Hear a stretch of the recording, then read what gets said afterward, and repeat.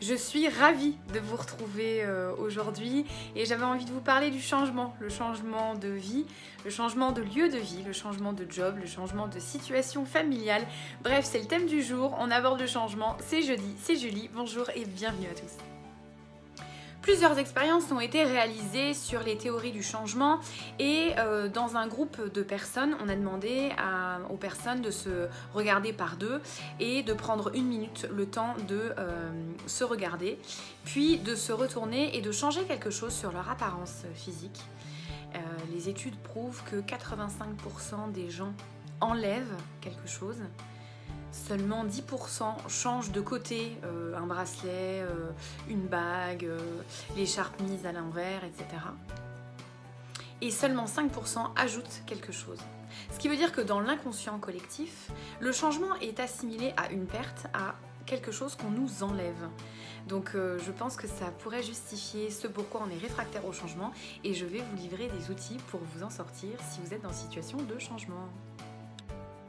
Oui, j'ai envie aujourd'hui de vous faire penser le changement comme une chance, chance. Je vous mets l'image qui pour moi est assez probante. En fait, l'idée du changement le plus facile, c'est quand le changement est choisi et qu'il est fait en douceur. Le changement où il y a le plus de résistance, c'est le changement qui est subi ou imposé et qui est brutal.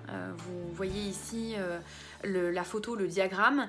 Donc l'idée est d'aller choisir plus facilement le changement et de faire en sorte qu'il se passe le plus en douceur possible. Dans l'idée de pouvoir travailler, programmer votre changement pour qu'il se passe au mieux et donc en faire une chance, je vous invite à dresser un tableau de la situation actuelle, celle que vous vivez et pour laquelle vous souhaitez changer. Et dans ce tableau, vous dresserez la liste des avantages et des inconvénients de la situation actuelle. Vous ferez après le tableau de la situation désirée, la situation future, là où vous voulez aller, ce que vous voulez changer.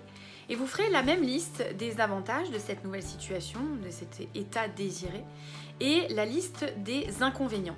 L'idée étant qu'il faut plus d'avantages à aller vers l'état désiré et moins d'inconvénients à aller vers l'état désiré que dans la situation actuelle. Ça peut sembler un peu compliqué ce que je vous dis, donc je vous mets aussi un schéma. Et le fait de poser sur le papier vous permettra aussi de voir quels sont les avantages, les inconvénients et de vous rendre compte qu'il y a peut-être trop de résistance au changement puisqu'il y a peut-être trop d'inconvénients à aller vers l'état désiré. Une fois que vous aurez dressé ce tableau, je vous conseille de prendre tout le pour et de jeter le contre. Non, trêve de plaisanterie. Ce tableau vous permettra de voir sur quel axe vous devez travailler pour faire du changement une chance. Donnez-vous du temps comme la chenille prend son temps pour devenir un papillon, donnez-vous du temps. Je pense que tout ce que l'on fait avec douceur et bienveillance avec soi-même, c'est forcément beaucoup plus acceptable lorsqu'il s'agit du changement. Et comme à chaque vidéo, je termine avec une citation. Aujourd'hui, c'est Stephen Hawking qui m'a inspirée. Il a vécu de grands changements dans sa vie, notamment très handicapants. Et pourtant, c'est un homme qui en a saisi la chance et qui est resté un très grand homme de ce monde.